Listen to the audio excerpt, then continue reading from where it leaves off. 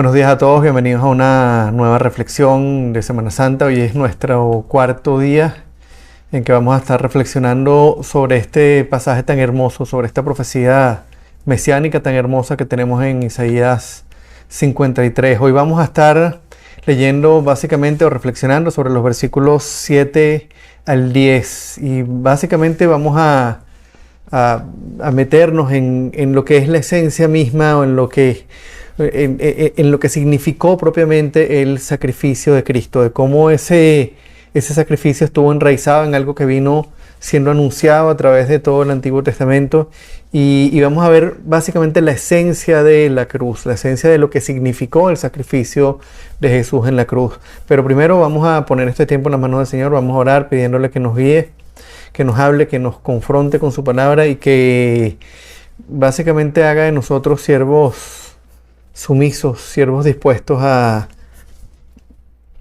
rendirnos delante de Él, a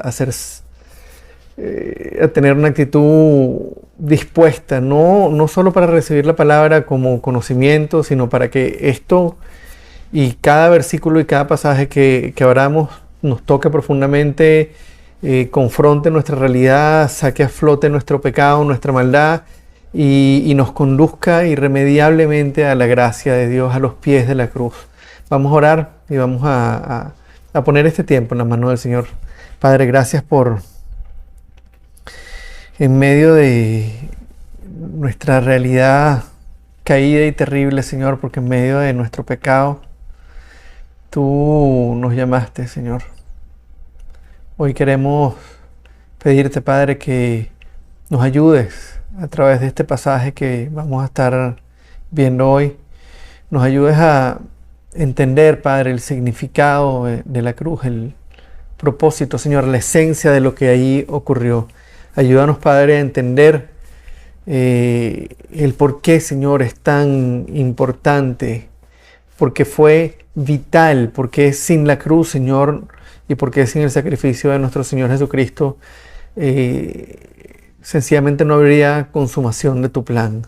Ayúdanos a entender, Padre, por qué debemos rendirnos, Señor, delante de ti y poner, Señor, nuestra confianza únicamente en la obra de Cristo, Padre, en lo que Él vino a hacer, Señor, al hacerse hombre y vivir esa vida perfecta, no para mostrarnos lo que es una vida perfecta, sino para tomar por nosotros el lugar, Señor, en la cruz. Ese sacrificio sustitutorio, ese ministerio en el que Él tomó nuestro lugar, Padre. Te damos el honor y te damos la gloria y te pedimos que nos guíes en este tiempo, que nos ayudes a entenderte más, a conocerte, a humillarnos más delante de ti, a exaltarte más y a, Señor, a recibir con más gozo cada día este milagro tan grande de la salvación y el milagro tan grande de poder ser siervos tuyos, enviados a compartir las buenas nuevas.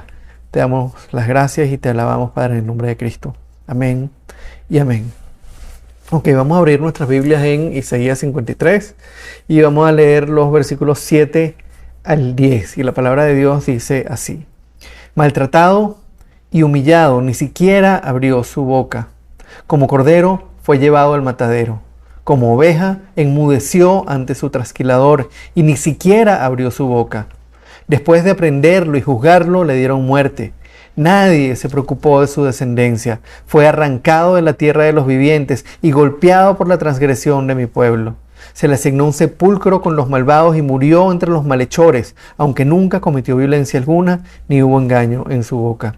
Pero el Señor quiso quebrantarlo y hacerlo sufrir, y como Él ofreció su vida en expiación, verá su descendencia y prolongará sus días, y llevará a cabo la voluntad del Señor.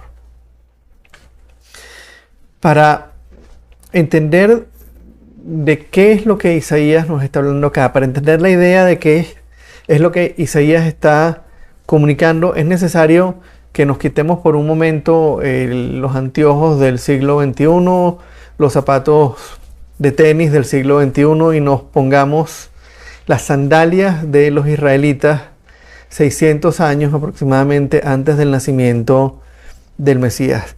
Lo que Isaías estaba describiendo definitivamente puede sonar extraño y ajeno a nosotros, pero la imagen era totalmente conocida para su audiencia. De hecho, en el versículo 10 de este texto, de este segmento que acabamos de leer, Isaías dice que el Mesías ofreció su vida en expiación. Y esto básicamente nos da la clave para entender qué es lo que el Señor estaba queriendo comunicar. Isaías estaba haciendo referencia a los sacrificios del Antiguo Testamento, en particular al sacrificio de expiación, en el que la gente básicamente ofrecía un animal que iba a ser matado, que iba a ser sacrificado y cuya vida iba a fungir como pago por los pecados. Es un animal que estaba recibiendo el pago por el pecado del pueblo, estaba pagando el pecado por los pecados del pueblo con su propia vida. En lugar de ser el pueblo el que lo pagaba era el sacrificio. Y pensando en esto, vamos a ir al pasaje y básicamente vamos a ver tres aspectos aquí en este segmento de Isaías 53. El primero es como tal el cordero para el sacrificio. Vamos a ver ahí en el versículo 7, déjenme leerlo nuevamente. Maltratado y humillado, ni siquiera abrió su boca. Como cordero fue llevado al matadero, como oveja enmudeció ante su trasquilador y ni siquiera abrió su boca. Como dije hace un momento, para la mayoría de nosotros esta realidad de los sacrificios puede sonar lejano, parece una realidad totalmente ajena a nosotros, pero vamos a tratar de imaginar por un momento que debemos llevar un cordero a ser sacrificado. Lo vamos a hacer a la usanza, a la manera del Antiguo Testamento. Y fundamentalmente, en presencia del Señor, vamos a tomar ese animal, vamos a tomar su cabeza, y mientras está vivo, mientras está ahí resistiéndose porque lo estamos sujetando y tratando de que se quede inmóvil, el animal va a ser degollado. En presencia de Dios, con nosotros poniendo nuestras manos sobre la cabeza del animal, el animal es degollado y de inmediato la sangre comienza a fluir. Al cortar el cuello del animal, lo que salen son chorros de sangre y el animal, en cuestión de probablemente minutos, no sé cuánto tiempo será, muere desangrado. Con esto en mente, con esa imagen de un animal que se está resistiendo y que delante de nosotros y delante de la presencia de Dios es degollado y que muere desangrado, y pensando además en la cruz, en Cristo clavado en la cruz, lacerado, con la corona de espinas en la cabeza, sus manos traspasadas, sus pies traspasados, el cuerpo totalmente aporreado y molido a punta de latigazos. Vamos a leer nuevamente el versículo 7 que acabamos de leer. Maltratado y humillado, ni siquiera abrió su boca. Como cordero fue llevado al matadero, como oveja enmudeció ante su trasquilador. Y ni siquiera abrió su boca. Hermanos, ¿se dan cuenta? Jesús sabía perfectamente a dónde iba. Él sabía qué le iba a ocurrir. Él sabía lo que venía. Y aún así, frente a la perspectiva de la muerte que le esperaba, frente a la perspectiva de recibir en su carne la ira de Dios por los pecados de la humanidad, Él ni siquiera abrió su boca. A diferencia de ese cordero que probablemente estaba moviéndose y al cual había que sujetarle la cabeza para degollarlo, Jesús fue a la cruz. Se dirigió a cumplir el plan. Se dirigió y ofreció su vida. Y frente a todo el maltrato, frente a todas las burlas, frente a todo el sufrimiento, ni siquiera abrió su boca. Vamos a seguir en los versículos 8 y 9. Cuando Jesús va a la cruz, se consuma el sacrificio. Y los versículos 8 y 9 nos hablan de la consumación del sacrificio. Después de aprenderlo y juzgarlo, le dieron muerte. Nadie se preocupó de su descendencia. fue arrancado de la tierra de los vivientes y golpeado por la transgresión de mi pueblo. Se le asignó un sepulcro con los malvados y murió entre los malhechores, aunque nunca cometió violencia alguna, ni hubo engaño en su boca. Aunque Jesús vivió una vida en perfecta obediencia, aunque nunca cometió pecado, aunque nunca cometió violencia alguna, aunque nunca hubo engaño en su boca, lo aprendieron de la manera más vil, lo juzgaron de la manera más injusta y le dieron muerte de la manera más cruel que podemos imaginar. Todo el escenario en el que Jesús fue aprendido, juzgado, capturado y sacrificado, fue una burla absoluta a la verdadera justicia. Fue un acto, primero siendo Él el único justo, su sacrificio fue absoluta y definitivamente injusto. La manera en que fue aprendido a través de una traición de una de sus personas más cercanas, vendido por unas monedas de plata y señalado a través de un beso de un amigo. Juzgado de la manera más vil, aun cuando no encontraron nada en contra de él, decidieron enviarlo a la cruz y sacrificado, clavado en un madero para sufrir la muerte, una de las muertes más terribles que la maldad del ser humano ha podido concebir. Se ensañaron contra él. Nadie se preocupó de quién era, como nos dice, nadie se preocupó de su descendencia, si tenía familia, si no tenía familia. Lo que no sabían ninguno de los que estaban azotándolo, burlándose, clavándolo en la cruz, era que él estaba siendo golpeado, agredido por las transgresiones de los mismos que quisieron crucificarlo. Sin saberlo, el que estaba siendo crucificado estaba tomando el lugar de los que debían ser crucificados, de los mismos que lo estaban crucificando. Siendo el único justo, lo trataron como si fuera un hombre malvado. Siendo el único justo, lo trataron como el peor de los malhechores. Y murió entre ladrones.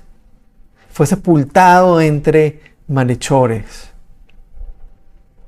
El sacrificio físico se consumó. Y cuando uno lo ve de esta manera, uno pudiera pensar que fue un acto barbárico, que fue un acto terrible, que no debió ocurrir. De hecho, cuando Jesús mismo le dijo a Pedro, le anunció con anticipación lo que tenía que ocurrir, la reacción de Pedro fue: Maestro, de ninguna manera te acontezca eso, que eso no pase, no permitas que eso pase. Desde el punto de vista de los hombres, esta consumación del sacrificio en la persona de Jesús, llevado a la cruz, pareciera un acto malévolo y un acto indeseable que nunca debió ocurrir. Y ahí es donde tenemos que entender, y es a donde nos lleva el versículo siguiente, el versículo 10, es que todo esto que venimos viendo acá no fue la consumación, no fue sencillamente la consumación de un sacrificio, sino fue la consumación del plan de Dios para poder rescatar a su pueblo de su pecado. Fue la consumación del plan redentor de Dios. El versículo 10 dice: pero el Señor quiso quebrantarlo y hacerlo sufrir. Y como Él ofreció su vida en expiación, verá su descendencia y prolongará sus días. Y llevará a cabo la voluntad del Señor. Permítanme leerlo de nuevo.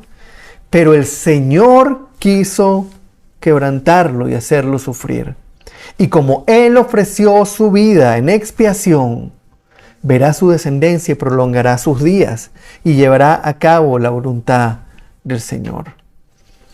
Amados, Jesús fue el Cordero de Dios que quita el pecado del mundo. Así lo describió Juan el Bautista a las orillas del Jordán. 2 veces Juan el Bautista, al ver a Jesús, dijo: ahí tienen el Cordero de Dios que quita el pecado del mundo. Él fue el sacrificio expiatorio para pagar por los pecados del pueblo de Dios, pero a diferencia de un sacrificio de expiación normal en el que el mismo pueblo elegía el Cordero, en el que cada familia elegía el Cordero, este Cordero no fue elegido por el pueblo. Aquí quien eligió el Cordero no fue el pecador. Permítanme leer la primera parte del versículo 10. Pero el Señor quiso quebrantarlo y hacerlo sufrir, y como Él ofreció su vida en expiación, ¿se dan cuenta? Él se ofreció voluntariamente y lo hizo de mutuo acuerdo con su Padre. Pero el Señor quiso quebrantarlo y hacerlo sufrir, y Él se ofreció voluntariamente en expiación. De hecho, la elección de Jesús como el Cordero de Dios que quita el pecado del mundo ocurrió muchísimo tiempo antes incluso de la creación del mundo. Y por ese sacrificio, como dice el final del versículo 10, Él verá su descendencia y prolongará sus días, y llevará a cabo la voluntad del Señor. Él verá su descendencia y prolongará sus días, y llevará a cabo la voluntad del Señor. Si vemos esta declaración a la luz del resto de las Escrituras, de lo que el resto de la Biblia nos revela acerca del plan de Dios, de la cruz, del sacrificio de Cristo, básicamente a donde llegamos es que Jesús, Él verá a todos aquellos que creen en su obra, en su sacrificio en la cruz. Él perdonará sus pecados y les dará vida eterna de acuerdo con la voluntad del Padre. ¿Se dan cuenta de a dónde va apuntando todo esto, hermanos? Todo lo que vamos viendo a lo largo del Antiguo Testamento con todo este sistema de sacrificios no es otra cosa que una sombra de lo que habría de venir. Era un anuncio adelantado que nos iba mostrando las características de lo que iba a ser el plan redentor de Dios, de cómo el plan de Dios iba a cumplir, de cómo el que iba a ir a esa cruz era el verdadero Cordero de Dios, que no quitaba el pecado de Dios, de los hombres, por un tiempito, que no perdonaba, que no era capaz solamente de perdonar el pecado de los hombres por una temporada, sino era el sacrificio definitivo por el pecado de su pueblo. Cada elemento que vamos viendo en el Antiguo Testamento, que nos puede parecer ajeno, que nos puede parecer incluso cruel, ¿cómo es posible que sacrificaran animales? Era una sombra de lo que estaba por venir, era un anuncio. Esto nos venía mostrando y le venía mostrando al pueblo de Israel que su redención sería pagada por la sangre de un cordero sin mancha, y que ese cordero sin mancha lo proveería a Dios, como dijo Jesús en el Génesis, cuando Abraham estaba a punto de sacrificar a su hijo Isaac. Ese cordero que pagaría el precio sería el mismo Hijo de Dios, la segunda persona de la Trinidad, Dios Hijo, encarnado como uno de nosotros, convertido en siervo, en la actitud más humilde, cumpliendo el ministerio más trascendente y más milagroso de la humanidad, que era vivir esa vida perfecta para ser un cordero sin mancha, en obediencia perfecta a la ley, y ser ofrecido en lugar de los culpables.